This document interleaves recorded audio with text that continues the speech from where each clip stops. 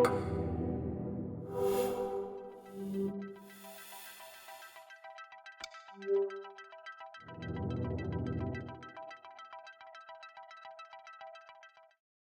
afternoon and welcome to this presentation of the Doctoral School, this welcoming.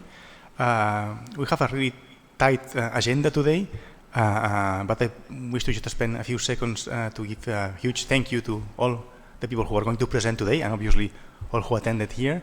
And without further adding anything else, I would like to introduce Xavier Vilajosana. He is the Vice President for Research, Knowledge Transfer and Entrepreneurship from the UOC. So, Xavier, the floor is yours. Okay. In the meantime, so welcome everybody to this start of the PhD studies, start of the course 2023.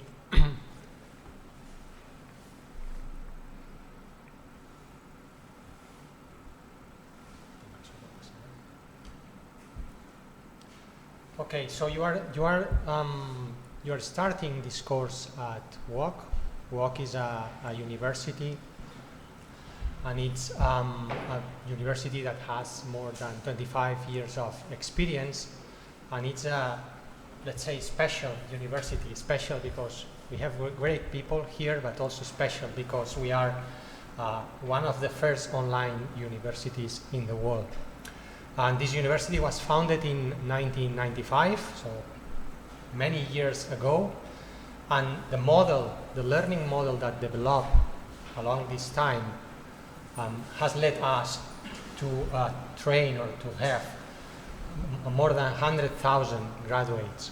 So it means that somehow the model works, and indeed means there's some success because people come, join our studies, and eventually they finish. And then there are students even coming, and today we have around 87,000 students enrolled in our university, being trained or getting formation in different areas, including doctoral studies. So we have these are just numbers, so you know where you get into, right? So you are coming into university, maybe you don't know anything or mostly anything about it. So all the teaching is online, except for those that will be here doing your PhD with us in our research hub. But even the courses you will take during your PhD will be taken in an online platform following the UOC methodology that's based on continuous assessment. Okay, so the university has grown a lot in this time, and in the last 10 years there's been a strong vet for research, and proof of that is that we had a program to fund the PhD students, and the number of grants that we offer every year, we try to increase them because we see a big value on training experienced graduates and bringing them to the level of a PhD.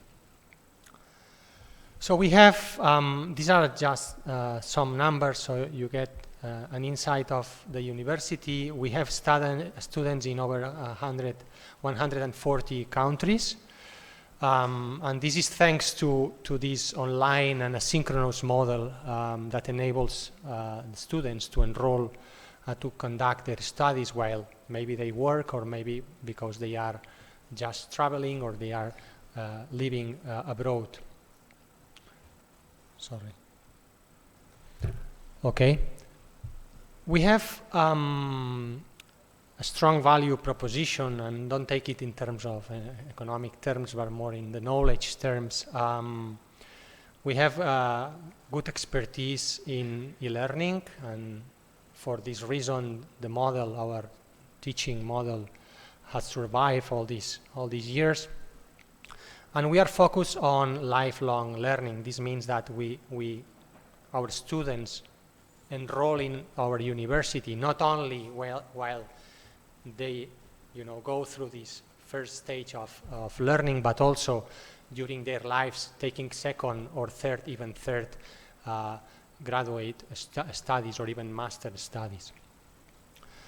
So we are global and digital. As I said, we are mainly online, but besides we are a private foundation, we have a public mandate, and there's a law in Catalonia that tells that UOC is a public service university, and for that reason our studies are part of the public system. And the research of the university, it has evolved as well, because of course science and the knowledge disciplines also evolve, and the needs of the society also evolve.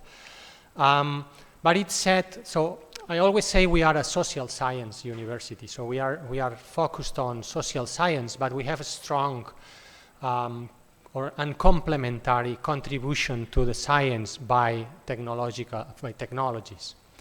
And as you will see, most of the lines in which you have been enrolled or you will know about have these two perspectives. One is addressing social problems, addressing social or trying to face social challenges, considering ICTs, or considering technologies as tools that can serve to address these problems. So these are a lot of numbers, just for you to know.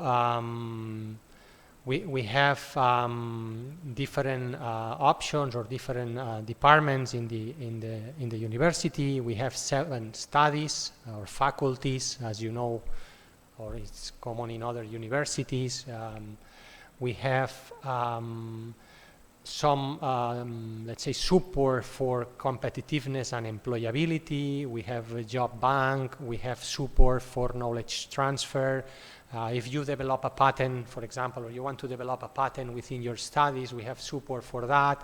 We have support in the prospection of funding for ideas, even the support for the development of startup companies and incubation programs. So you can take your ideas and develop them with the support of the university. Okay, there's more numbers, around 500 researchers, including teaching staff, professors and academics, but also postdoctoral research assistants and also PhD students.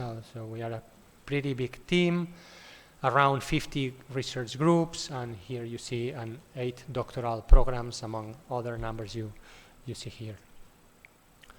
So the research focus, as I said, is to address these social challenges that we have to face in this 21st century. So I think that not anymore a single discipline serves to address a problem. Today, any problem we want to face is by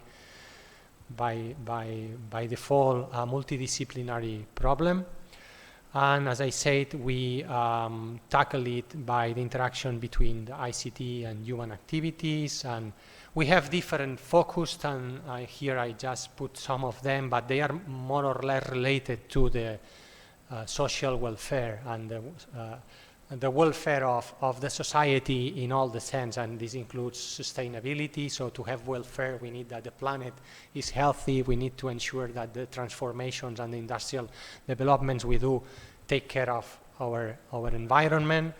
Of course, health. Of course, socio-technological transformations. Of course, education, and how these new trends on technologies can influence also the educations and the society at large. So these are the challenges that we face, and when you enroll in these PhD students, in these PhD studies, for sure your advisors will guide you through some of these problems that are quite relevant.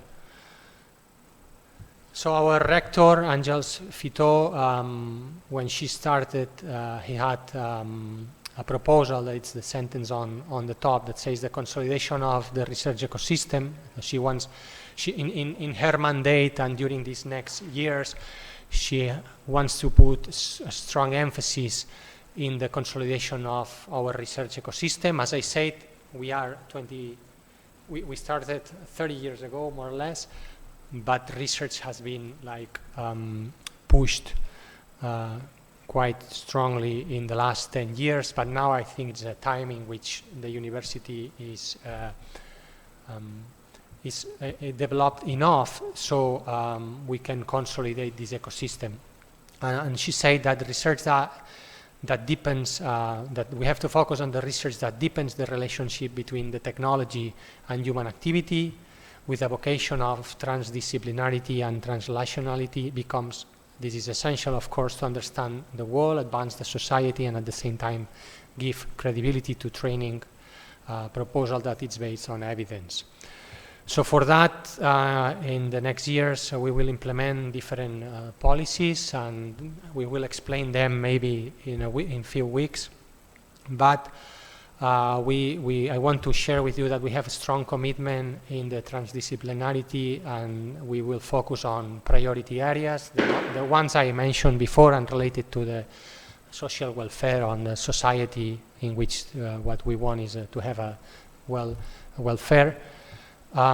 We will impulse this hub, the research hub that we built a couple of years ago with the research groups, with the labs that if you don't know, you will know soon, and with the ecosystem of academics and researchers that are, I would say, strong, and they will for sure help you in the development of your thesis. It is very important, and you know that science is today under question, and there's a transformation in how science is explaining its impact, and this is related to the principles of open science. So we are starting to think how we measure impact, what impact means, and what we consider impact beyond just publishing papers. So I think for you will be central in the next years, and you will face for sure this transformation. Also, the concepts of open science. So we are a university, we have a public service, and we want to deliver to the society. The best thing we can do is that our outcomes are open to the rest of researchers to exchange the knowledge and to build this common framework in which we have to build after. So I think this is a strong commitment that we have to make, and the university is setting the basis for that. And another aspect that maybe is not that related to you because you are just starting on this career, but for us, David, myself, and even the leaders of the groups and the more consolidated researchers of fundraising to support the teams, to support the activities, and to conduct research that is meaningful and that has an impact to the society. Some numbers. These are numbers from 2 years ago, but maybe it's good that you know we have done, so there are many more, and I don't want to spend more time on this, but we have a good research activity with lots of articles being published every year. We have generated in the last years several spin-offs. Some of them have been attempts of PhD students, indeed, and that's great that while you do your thesis and when you reach the end, you think on this opportunity and this, let's say, adventure to start a startup and to try to develop your business based on what you have learned. We also did several patents, and because there are several groups that work more closely maybe to the industry, and then they have this opportunity to protect the knowledge and then maybe transfer it. And then I said we have these 51, 52 research groups. For sure you will join one of these groups. And in terms of funding, in 21 we did 6.7 millions, in 22 9.something millions of euros in public projects captured by the groups at the university, and this year the number will be similar. So as you see, we are growing in the research activity, and this is good because you will join groups that will have the tools to support and give you a nice environment to do exciting research. More information, so as I said, Open Science, all what we publish can be done open, can be published open. We have a repository for that. It's still not mandatory to do it, so you are free to do it or not, but I encourage you to just do it. When you publish in a journal, you have the option to do self-archiving, and then you can also publish that information in the open repository. We have also a repository for data. We have a lot of training in the Open Science. So as you see, there's different options that we offer you to learn on this aspect of science that is quite new and will be for sure the rule in the near future. So you are entering the university. Some of you, of course, there are students that they do their PhD studies online, but the ones that join us and come here in person, you will have a very nice space in the second floor of the research hub. This is the building on that side there. You have a very nice balcony to see the Rambla, and also to socialize, so it's a good place. The building is pretty new. In the basement, you have also meeting offices, you have spaces to do your team meetings, and also you have in the basement and in the underground, you have the labs.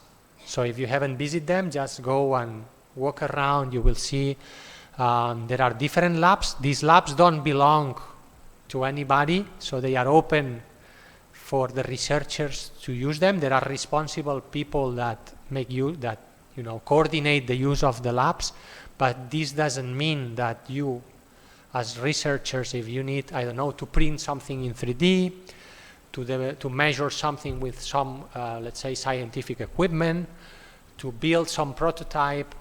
I'm thinking more on technical things, but there are also to record a video, to do, there's a studio for video and for virtual reality, to do a virtual reality experience. So you have all these tools in your hands, and you can use them for your research. And please use them. Please use them. So we want this experience you have that is engaging, because when you are engaged, you tell your others, you tell your friends, and your friends come to work and join us, and they participate in the research we do here, and you contribute to build this ecosystem. We want that what you do is outstanding, so assess very well what you want to do, push your advisors so they guide you properly to relevant research outcomes, and of course make research that is impactful and meaningful, so the society has the return, as we are a public service, has a return on the investment that they do to support the education in this country. So you are and you will be reaching the, I think it's the 1% of the society that has a PhD studies. So this is the high level education and training, and at the end, and what we want for you is that you are able to understand and to solve complex problems, and sometimes even go beyond what nobody else has gone. So at the end, the PhD is this, to find this aspect on a topic that is unsolved and propose a solution. Maybe it's not the best one, but it's a solution to address that problem.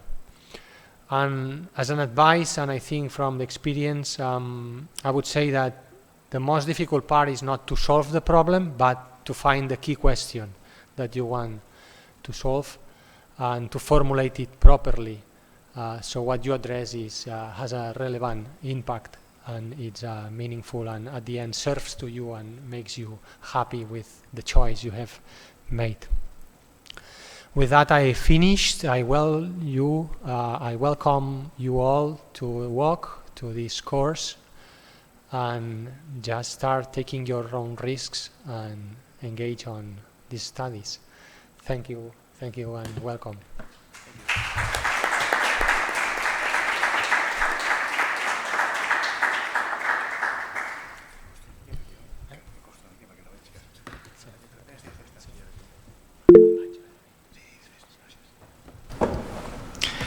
Thank you, Xavi.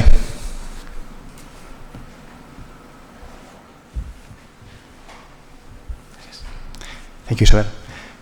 Okay, we will continue the presentation with the particularities of the doctoral school. I'm David Masip, the director of the Doctoral School. I think I did not introduce myself properly previously. And I will try to, well, first motivate a little bit what we are doing here, and then I will talk about the particular topics related to our organization as a doctoral studies. Okay, well, every year when I try to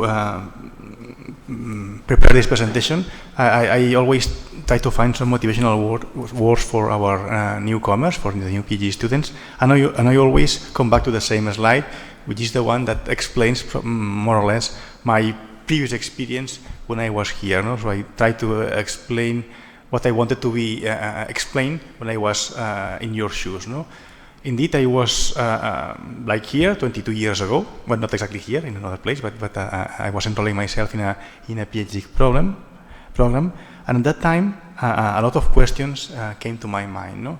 The first one was, well, I'm doing the right choice, because at that time, I came from technological studies, I was working in a private company, and I quit and decided to enroll myself in a PhD program, so I sacrificed a lot, a huge part of my salary, and also a huge part of my free time to become a doctor. I didn't know at that time that I was sacrificing my free time, and you will discover it later, but probably it's not the right time to tell you. Let's hide this under the carpet for a while, because they are supposed to be a motivational talk. No? But at the end, I was sacrificing a lot, and the question was, well, it's going to be worth it or not? So why I'm doing this? No?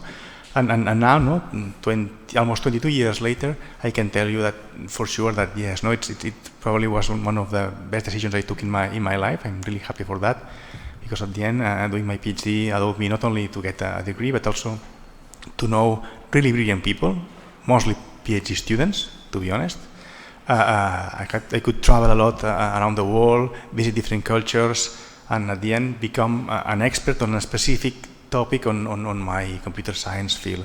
So at the end, I was able to learn how to learn, to become a researcher, and that's something that I could not acquire unless I was enrolled in a PhD program. Also, at that time, and to be honest, I had no idea about that, I just thought, well, what's the job of a PhD student? I just completed my bachelor, and I had no idea about what I was going to do. I just did my work as a master's student with some professor. I liked the way how research looked, but I had no idea about what I was going to be doing the following 3 or 5 years. No? And essentially, this is because during our master or bachelor degree, or even the high school studies, we are used to face someone who provides a content, no? Explains something, we have to memorize or learn this content, and at some point, someone ask some questions, and we have to write the answers. And prove that we understand everything. Here, the thing goes the other way around. In the PhD studies, you are the ones who are going to pose the questions, and then you will have to find the right answers to these questions. But you are supposed to, let's say, push the borders of knowledge of your particular field, somehow proposing new hypotheses that need to be validated. So you have to formulate the right questions. This is probably your main job from now on. Essentially, to become a good researcher.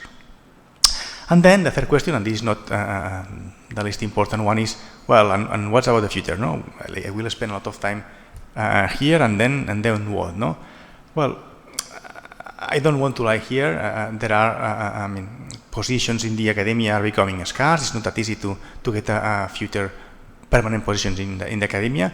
But things are changing a lot, and I think that in the near future, things are going to change quite a lot. There are going to be more opportunities than now. But at the end, this is not the only possible outcome from your PhD. You can also go to the private companies to become a researcher in a R&D department. And indeed, if you look at the last unemployment rates and the figures that the ACU, the Catalan Agency for the University Quality, is publishing, there is almost no unemployment for the unemployment rates for PhDs. For graduate PhD students are really low. I bet that all of you will find a very good position after you complete the PhD. The effort is worth the try, definitely. I can tell you for sure. And finally, there is a general trend going on these years, is that probably some of you will not work on the exact topic that you are doing in your thesis. Probably you will have to switch or to accommodate your future research to your particular research interest, and also you will have to at some point to learn some skills to be able to do your own research, to become at the end a good researcher. Sorry, still one. Okay. Now let me switch to the particular organization of the doctoral school here at the UOC. We are organized in programs. We have a direction committee where Marga, me, the director, and all the program directors meet, let's say, every month to decide the general policies regarding to the doctoral school. But then each program has its own director, and there is an academic commission, a set of relevant researchers from each department, and they take the main decisions regarding to the specific PhD program, regarding to the access, assessment, etc. And then we have an academic secretariat led by Marga, the leader of the management of the doctoral school, and then we have 5 technical managers that I guess that probably you know all of them, or at least most of them, because they are helping you since the first day that you applied. They are Puri, Agnes, Isabel, Paul, and Christina. Essentially, we are a doctoral school, I would say that really international. We have students from more than 55 countries. We offer the 2 modalities, full-time and part-time, you already know it. And I would say that probably 80% of our PhD students are doing the PhD in the part-time modality. They are doing the PhD while they are working, and they are doing it in their free time. So I would say that the vast majority of our PhD students are doing the thesis online. We graduated more than 265 students. I think that and this figure is increasing every week, and we have right now more than 460 active PhD students. The numbers are growing a lot. When I started at the doctoral school 8 years ago, there were just 3 PhD programs. Now we have 9 PhD programs. So things have been growing a lot in the last years. And also we accommodate the research done in the main research centers. Xavier just reminded them, the eHealth Center and the IN3, they are both located in the same building as us, just in the first floor, so you can visit there and you can talk to them easily. And also we accommodate the research done in each one of the 7 UOC departments.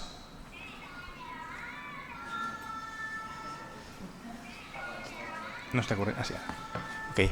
You already know the 9 PhD programs. We have a program in health and psychology, and humanities and communication, network and information technologies, and law, politics and economics. These are the 4 programs that are more related to the specific UOC departments, and we have 2 programs that are very interdisciplinary, the education and ICT program and the society, technology and culture program. And then we have 3 specific inter-university programs that are related to topics that are being delivered by also other joint universities from the prestigious centers in Spain. We have the PhD program in bioinformatics, in business management, and in tourism.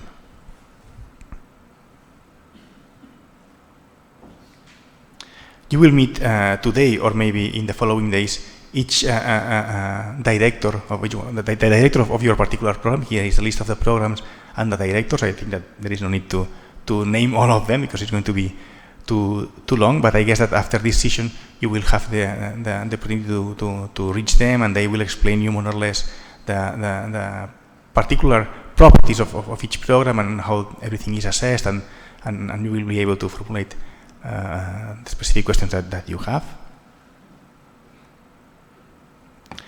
And then the idea of the Doctoral School is to provide a common framework to organize all these PhD programs. Okay, each program has its own autonomy. They work with their own rules, but then we provide this common framework for the training and also for organizing the way how the research is assessed. We usually have a protocol where we have one step that is the research plan. So during the first year here, you are supposed to deliver what is called research plan. You will tell us what you're going to do, which is the main hypothesis you're going to try to validate, how are you going to do it, which are the objectives of your research, the methodology that you are going to follow, the state of the art of this field, so you will show us what you are going to do beyond what has been already done. And also you will provide some sort of tasks. No, you can use a Gantt chart or whatever you would like to do, but you have to explain what you're going to do the following years. And from the second year on, the point is that you will provide an activity report, which is quite easy to provide because it's the report of what you did during the last year, and we are going to compare what you did during the current year with what was stated in the research plan for that year. And if everything matches, the assessment is positive, and if there are deviations, we will have to provide, let's say, corrections on the research plan to be able to accomplish the thesis on time. As you can see, we like to see the thesis as a project that has a calendar and has a set of milestones and features that must be accomplished. Okay? And obviously, if everything goes well, and everything will go well, you will define your thesis after some years of being among us.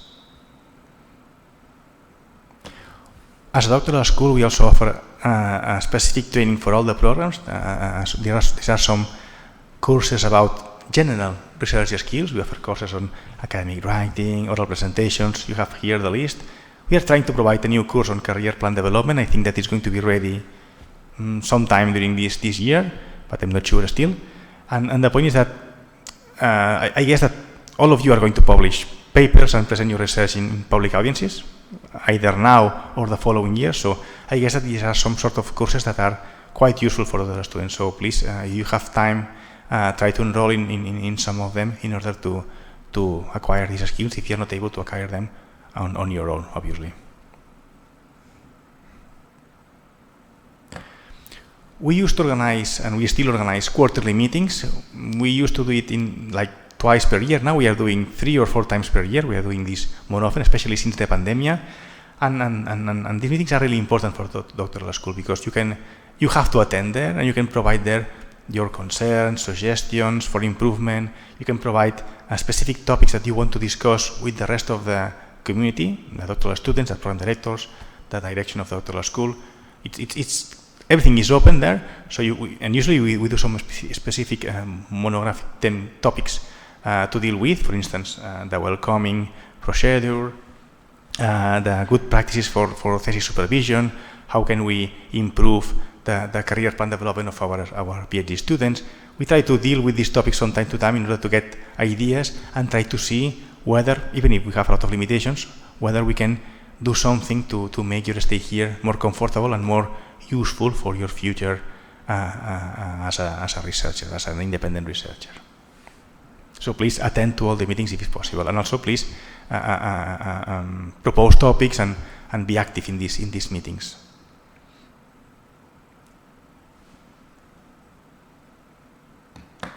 Some comments after this last 7, I think it's 8 years of being director of the doctoral school. At the beginning, we put a lot of effort setting up the doctoral school, so we try to set the protocols, the internal policies, all the management staff to get everything done and allow people to, at the end, graduate, so the most, let's say, basic stuff to get the doctoral school working. But now, I guess that although not everything is completely solved, we still have to solve things that do not depend on us specifically. But we are now moving a lot of the efforts to other considerations, like improving the welcome to the new students, especially those who come from abroad and need services that probably they don't find it easily here at the institution. We try to foster the collaboration among PhD students. It is something that worries me a lot. Most of the PhD students don't know what the student that sits next to them is doing, and this is quite a shame because at the end maybe they do related things and they can collaborate. Also try to foster interdisciplinary collaborations. This is going one step further because they are even more difficult to foster. Also try to build some sort of PhD community. And this is improving a lot. But we had several problems during the pandemic because at the end everyone was working from home, and there were like 2 cohorts of PhD students that almost did not know each other. Right now I think things are improving. We have a group of students that are very active and they are proposing social activities beyond the doctoral education, outside for the weekend, and so we are trying to build some sort of community all together, and I think that is really important. So please try to get involved also on building some sort of social life among PhD students. It's worth a try. And also we are trying to improve how can we build or help you to develop your career in the future, not only in your stay here, but also in your next steps. At the end, try to help you in future applications and also to become senior researchers in the near future. We are trying to do training on that, and we are open to suggestions because it's one of the topics that also worries us a lot, and we think that it's not a solved problem, neither here nor in other institutions from this country. Another priority is the well-being, and this is a serious problem. There is strong scientific evidence, this was published in Nature, I think, that PhD students usually suffer from specific psychological disorders like anxiety or depression. And in this paper, for instance, they claim that PhD students have 6 times more likelihood of developing anxiety than regular workers. These figures should raise a lot of eyebrows in the directions of the universities because this is quite serious, and we are trying to develop policies to mitigate these sort of effects. Obviously there is a time constraint, you have to finish the thesis in 3 years, and this creates anxiety. We cannot help on that, but we can try to help on developing tools to manage this and at least to be safer in terms of well-being. You will see it later. As a general advice, I would recommend you to meet with your supervisors pretty often. I like to meet my PhD students at least once per week. It's my recommendation, but try to do it really often. Try to do with them, I like the word micromanagement, try to build with them some sort of, let's say, commitments. No? After each meeting, from meeting to meeting, to have a clear idea about what you are going to do during this week or during these 2 weeks, and in the next meeting discuss the results of these micro tasks, just to have specific goals and do not waste time and do not lose focus on what you're doing in your thesis. Also, try to establish a publication plan. The sooner the better. At the end, having deadlines help a lot to achieve goals. It's something that helps a lot, without the need to create extra anxiety on you. I mean, just try to establish feasible goals for your future scientific production.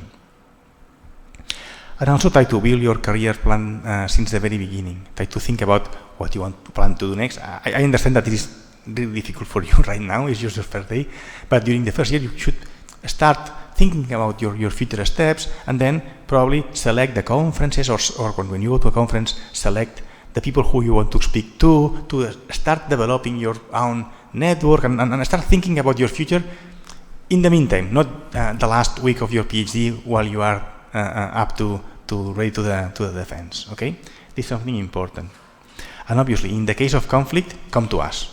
The sooner the better. I mean, and if you don't trust us, chances are you have the student council. There is a student like you there that can mediate, and they can treat you anonymously. They can just come to us and say, okay, you have a problem with a student, I cannot tell you the name, what should be the best way to proceed. So we have a specific protocol to deal with conflicts, and it's very important to detect this since the very beginning. The first year is critical. If you detect that you are not dealing well with your thesis, you have problems with your supervisors, the sooner the better, and you will have to find solutions to your particular problems. Otherwise, things get worse, and during the second or third year, there is not a lot that we can do to solve the problem. So please This does not happen often, but if it happens, there are tools at Doctoral School to help you, and we are here to help you. Trust us and use these tools. It's very important.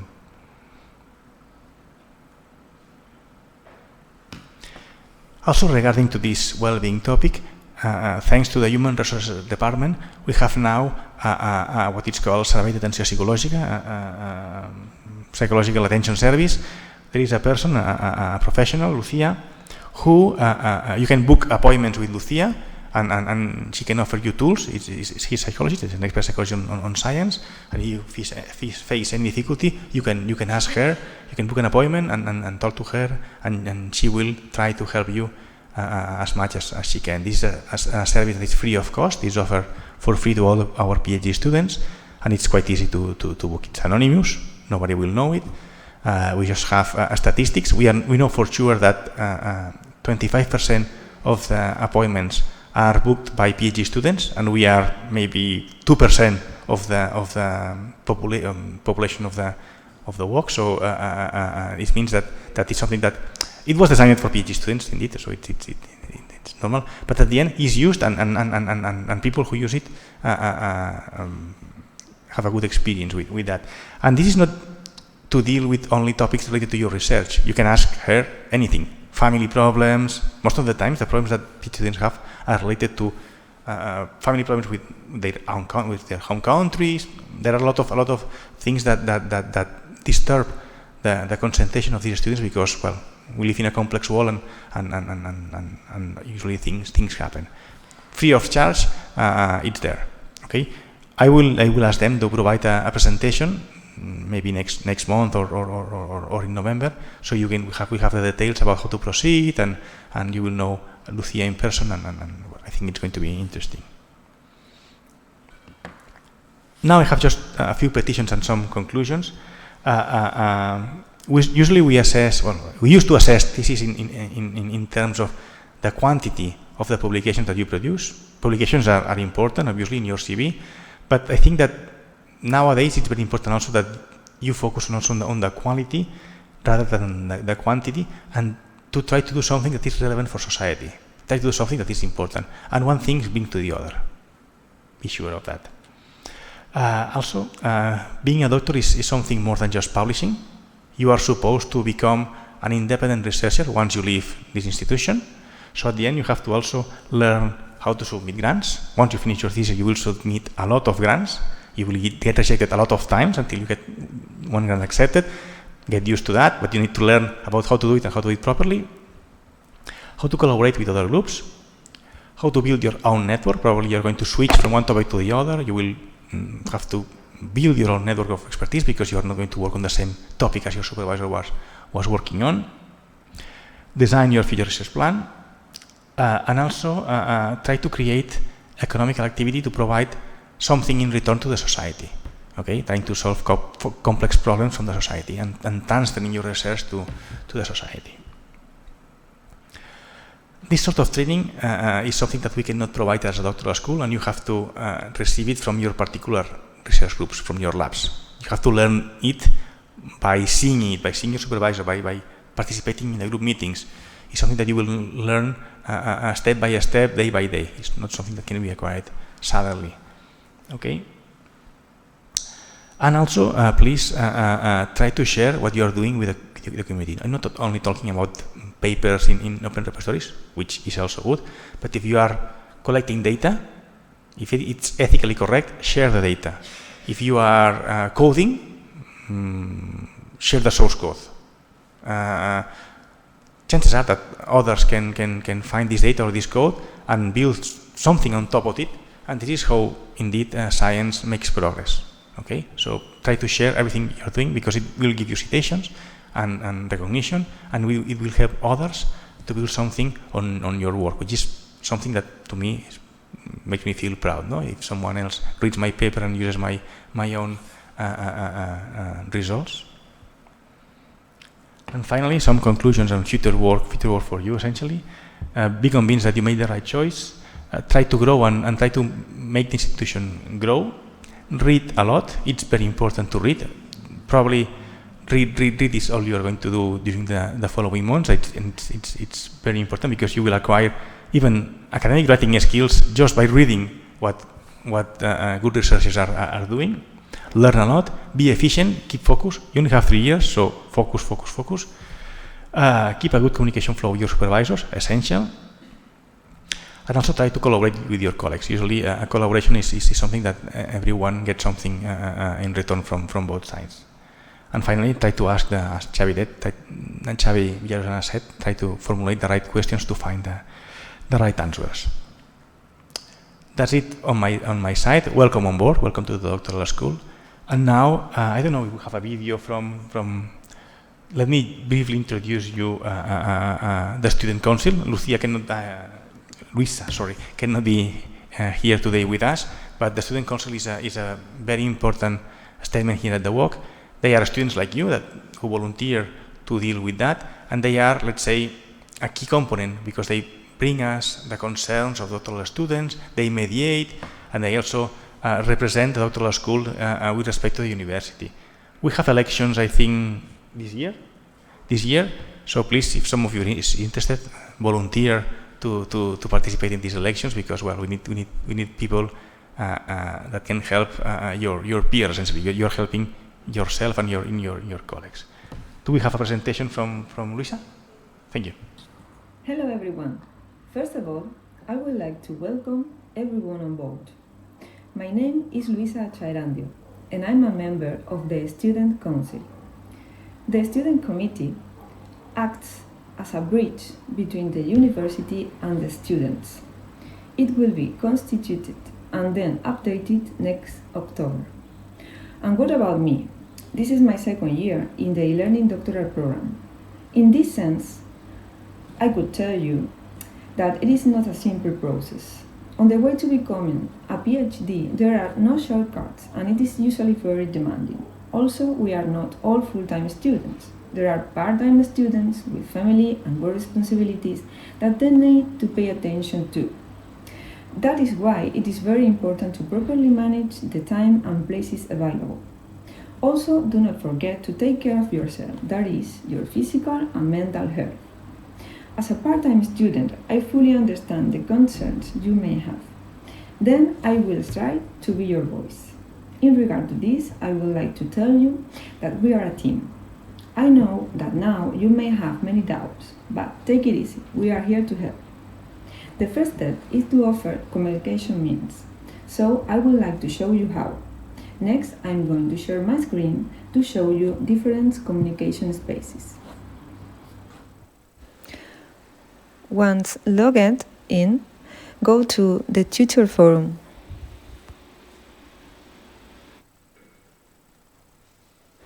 Following the path más UOC, representantes de la comunidad universitaria, and then Consejo de Estudiantes,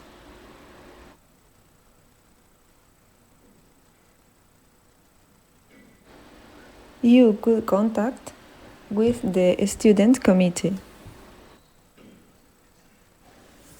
Also, in your Drive account, you could find lots of resources. Additionally, by scanning this code, you can find resources, my personal email, and a Slack forum where our concerns can be shared. Finally, remember to keep in touch with your supervisor. This is the most important person for the development of your thesis. Hoping this was helpful to you, just want to wish you a happy start and a very good academic year. Welcome to the UOC.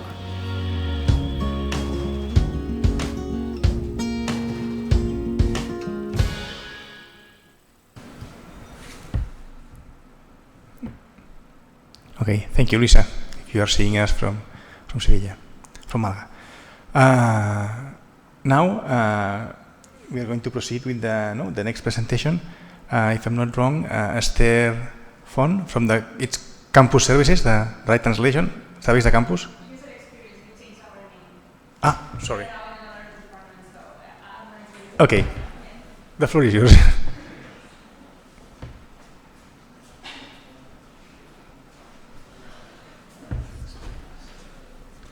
Si vols mirar aquí.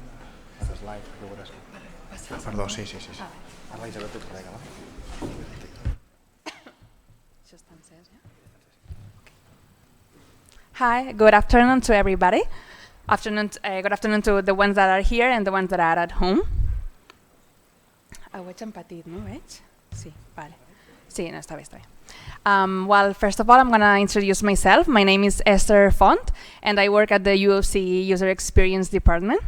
And what I'm going to do is explain you a little bit how is the virtual campus and all the information that you can find in there and all the advantages that you will find in the virtual campus. One thing that we always say is that for the UOC community, the virtual campus is where it all happens. There you will find all your classrooms, your learning resources, your teachers, the other students. So there you will find a lot of information there. So we'll have an overview of the virtual campus, and in the virtual campus there are 5 main areas. First of all, there is the homepage, and then you'll find the personal area, also the classrooms, the procedures, more work, and help service. And now I'm gonna show you a little bit what you will find in each one of them. So in the homepage, throughout the top menu, you can access the help service. Also, well, the girl that preceded me, she showed the campus in Spanish. So I just recommend you that if you can also change the language, and you can get Catalan or Spanish or English. So and in the top menu, you can change the language also to English. And also you can select a different profile. So if you have more than one role, you can get like the role of doctoral student, but also incorporation, or if you have other roles, you'll find them there. In the main area of the homepage, you will see that you can customize your display by adding or removing widgets. So you can put in the homepage news of academic interest, or classrooms, or learning resources, etc. Then we have the personal area. Here you will find all the information that is yours, your academic information and your personal information. Here you can select the language in which you want to receive the communications from the university. This is not the language in which you see the campus, but the language in which you receive the mails that we send you. You can also from here change your campus password. And also you can check your bank details or the status of your payments, or access to the learning resources. And then we have the procedures area. Here you will find all the administrative procedures you may need during your time at the UOC. For example, enrollment, or requesting a certificate, applying for a grant, or depositing your thesis. As there is a lot of information in here, there is a lot of procedures. We recommend you to use the search engine, or throughout. You can also navigate from through the header menu, or using a filter, selecting doctorates. For example, in the next page, you see on the left all the procedures that you have, but on the right, if you select for your doctorate students, you'll find just the ones that are interesting for you. And here we have an overview of the procedures that are interesting for you, like enrollment, or finding grants and financial aid, the procedures for doctoral thesis, or other procedures that you can do as a student of the UOC. And then we have more, the section of more UOC, and here you'll find information about employment, such as UOC alumni or professional career services. Also, you have the section of resources. You can find here the help with languages or IT tips. Also, there is a section of taking part to the university, so you can find information about university sports or volunteering. And also the section of the university. Here you'll find the programs of study, or news, or events that take place in the university. And then the help service. This page connects you to the UOC help service, and from here you can send a new inquiry, view your open and closed inquiries, Also, you can search for the most frequently asked questions or make a complaint. And you can also get in touch with the UOC help service via Twitter @UOC. And now I'm gonna give you like 5 campus tips that you maybe need or that are useful for you. So the first of all is to configure your settings. You should go to the personal area and select your preferred language for browsing the campus, and also, as I said before, the language in which you receive the communications. The second tip is check your email regularly, because this is our main communication channel with the students. And if you think that you won't check your UOC inbox often, we recommend you to redirect your messages to your regular email account. So then you will see them.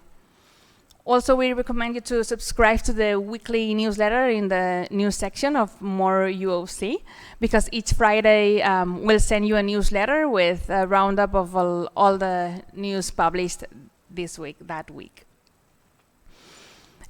Also, you can install Microsoft Office for free if you are a student enrolled at the UOC and resident in Spain. So this is very useful. And we also recommend you to customize your homepage using the widgets on the homepage to see the academic news or Google Apps or shortcuts or subscriptions. There are more than 20 widgets that you can choose from. And that's it. Thank you. You have a question?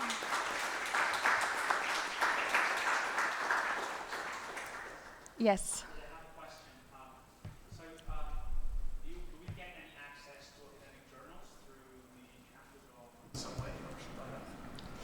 This is in the library. Okay.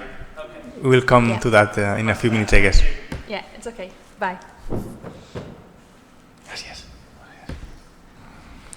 Okay, the next presentation, I think it's Joaquín or María from the library service. María, what's up? Aida? Perdona, m'han que era María. Va, okay. Aida comes, espera't. Thank you. Well, good afternoon to everybody. Yes.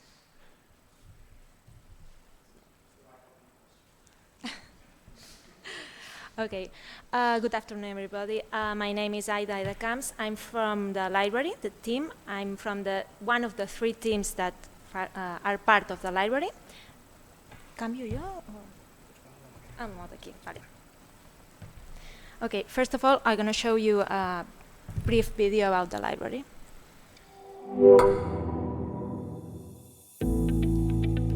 About the UOC library.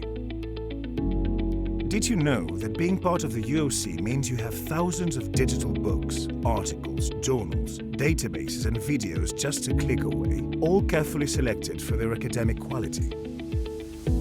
Find out what the library can offer. You can access it from the campus homepage or directly at biblioteca.uoc.edu. There are innumerable resources, but with its powerful search engine, you'll easily find what you're looking for. What's more, we offer you personalized information and services for whatever your academic needs. If you're studying, we can help you successfully complete your activities and carry out your final projects. If you're a researcher, we'll accompany you at every stage of your research process. If you're a member of teaching staff, you'll find information and services relating to learning resources. We also offer library guides, selection of different resources on specific topics. Our digital collection, from where you can browse and access the library's content. In both cases, they can be viewed classified by subject area. And if you have any doubts or questions, we're happy to help via the library replies. We look forward to seeing you in the library, in constant transformation to meet new demands and needs.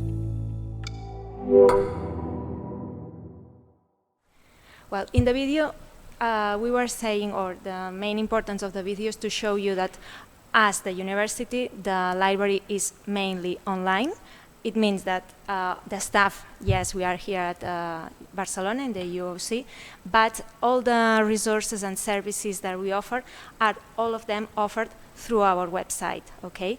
The website is accessible through, www.biblioteca.com, biblioteca.uoc.edu, but if not, you can find the library also through the campus. You will find at the bottom, you will find Biblioteca, library. I think I'm going to explain really, really briefly the website, because the most important part for you will be the staff part that Joachim will explain you later. So the important thing is that when you go to the home of the library, you will find in the middle the search engine of our library, which is the most important part, because as we are online, all or most of the part of our catalog will be accessible through the search engine. I will explain it later. Another thing that is important about our library is that we do not have a front desk, a desk where you can come, but we have a service which is called the library replies. This one, that it's similar to the front desk when you go to a library in person. This means you have some frequent asked questions and a form where you can send us any kind of questions about our services, our resources, and in 48 hours we will answer you, or at least we'll tell you we are just trying to answer you. So this is important to know. After the library replies, another thing it's important is that when you access to the library through our campus, our digital campus, you will be logged in automatically. But if not, if you go to our website, it's important that you log in, okay? Because if you log in, you will find more appropriate information and resources to your profile, and you will be able to access to the form, for example, of the library replies, and to My Favorites, which is a place where you can put the live guides we prepare for all our students and teachers and whatever, and all the resources, this means databases that are available in our digital collection, okay?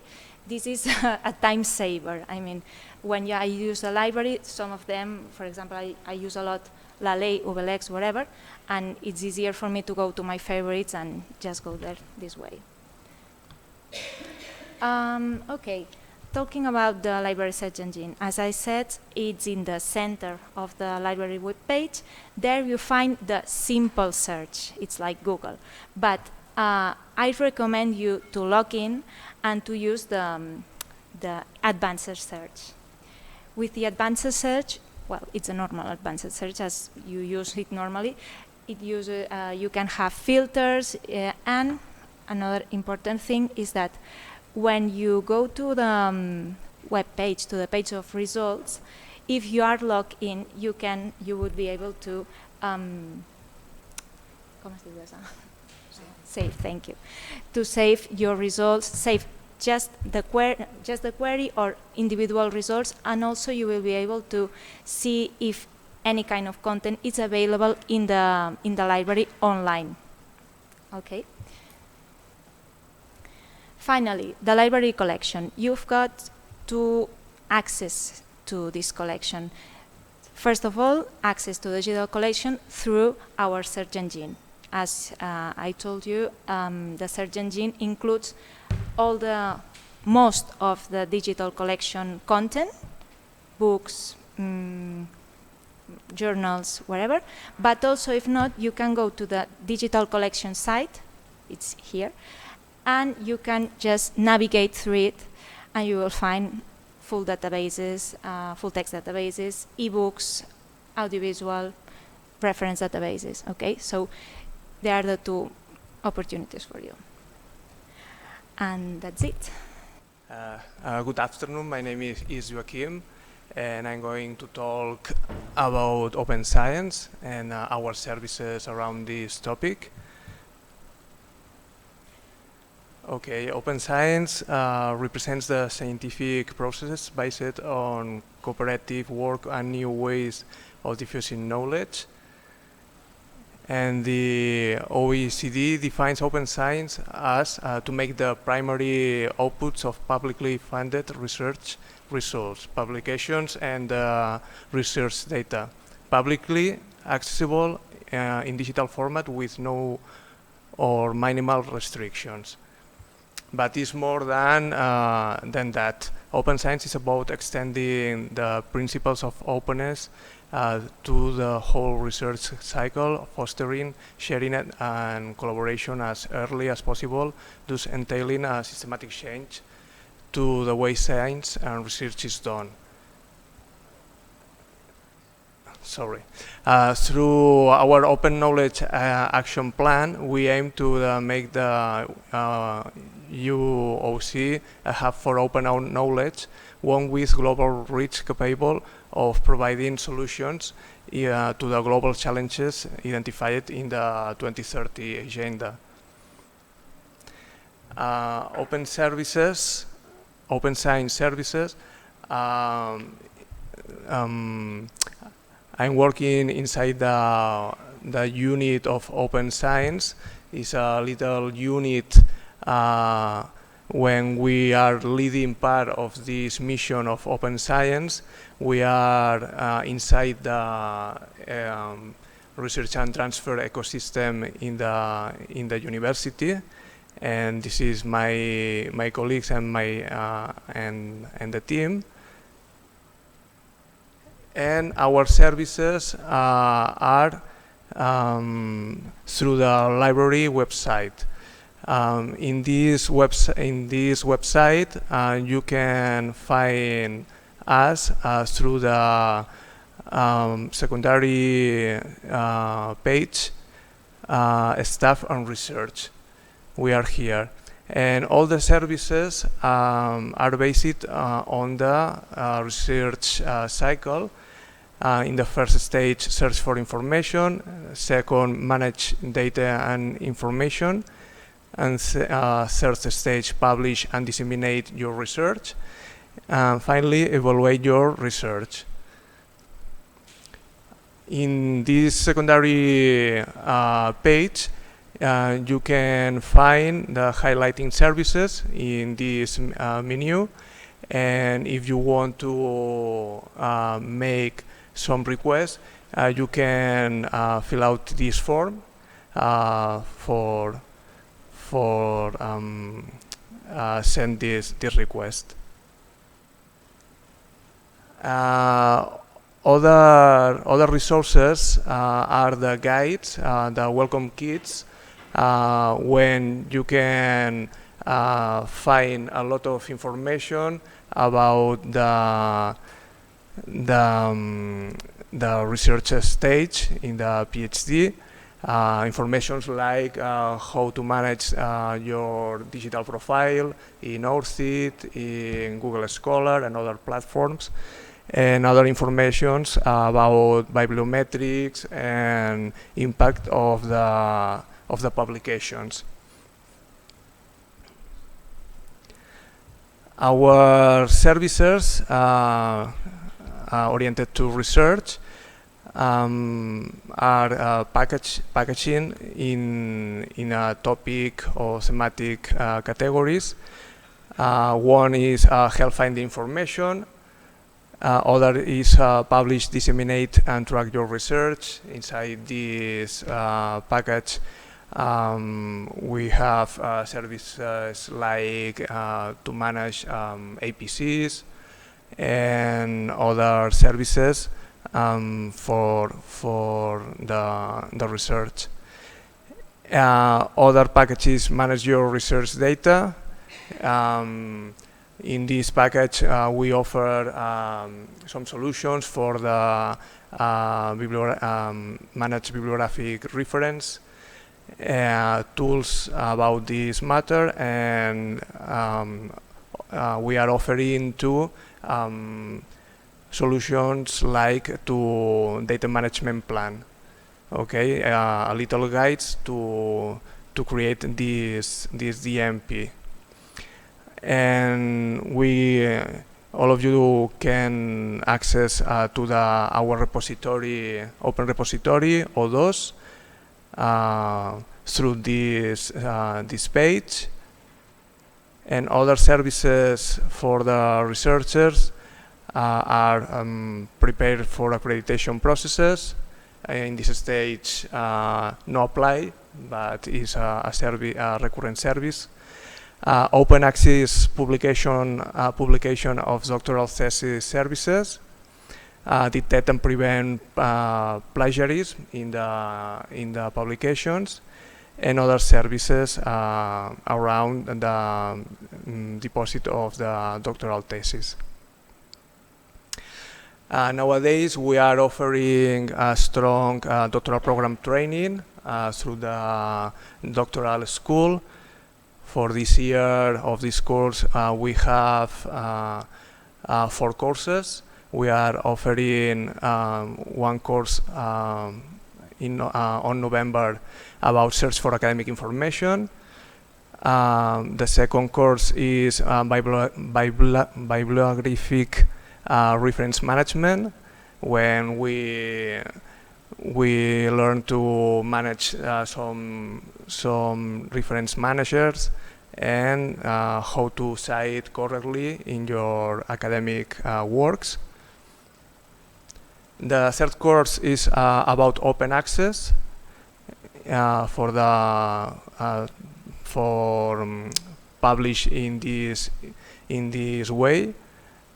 And the last, the fourth course, is where to publish, about how to identify potential journals. In this occasion, for publish your finished investigations. Apart, we have inside the Open Science unit some services around publishing in the academic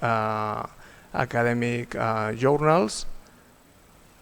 We are managing some academic journals in-house, journals by UOC ecosystem,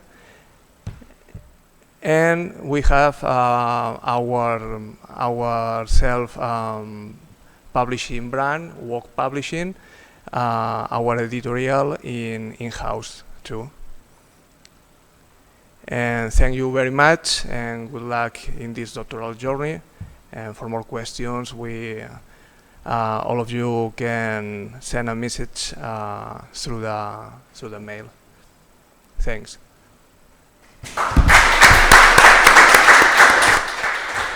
Thank you, Joaquin. Thank you very much. I think that the next speaker is Natalia Cantó. She is responsible for the research design course, and she will introduce it to you right now. Thank you so much. Okay. Hi, my name is Natalia Cantó, like David just said, and I would like to share with you a couple of pieces of information regarding this seminar, which is mandatory for almost everyone in the PhD program. This is the list of the PhD programs that actually send students to this course. As you can see, either you are in bioinformatics or another very techy PhD program for my taste. Otherwise, you will be seeing my face quite often for the next months. And I would like just to share with you how the virtual classroom will look like. I'm doing this particularly because it's going to be the first semester that we're working with this platform. So if it is not a novelty for you, it's a great novelty for me. And as I am coordinating the course, I think it's something you should know. I mean, I may get lost, but I think I won't. So basically, when you get to this page, what you should definitely check is the announcements and modules. First of all, discussions will be filled. I mean, this is a forum where we talk to each other. We will guide you through this, don't worry. I mean, you won't be alone. I am the course coordinator, but there is also teaching staff every day in the classroom there for you who will assess your work and will give you feedback. But you will see me a lot also in synchronous sessions where we will discuss what challenges you're facing and so on. And those who cannot attend, do not panic, they will all be recorded. So this is the space where we will meet. And now let's go to the more juicy stuff. What doesn't this course do? I think this is very important because what you have in the list is normally what many people expect us to do. So I'm going to disenchant you from the very first second so that you don't come full of expectations we will not fulfill. The first one is we are not delivering a course that deals with the contents of your PhD thesis. If you remember 2 slides ago, there were all those many programs sending students to this course, and I am a sociologist. The person assessing the virtual classroom every day is a political scientist, and we are what we are, right? But there is a beautiful thing in science, which is we communicate with each other, and if we do our jobs well, we understand each other. And this is what the course is about, as we will see in the next slide. But first, let's continue with everything we don't do. We don't discuss with you the contents of your thesis. This is something your PhD supervisor or supervisors will do, and we will not interfere with their job. The second thing we don't do, exactly for the same reason, is we won't tell you if your choice in theoretical framework or your choice in methodological deliberations are correct or not. We will only tell you, and this is in the next slide, whether they are coherent or not. And now we'll see what that means. The last thing we won't do is tell you which books, articles, or whatever material you have to read.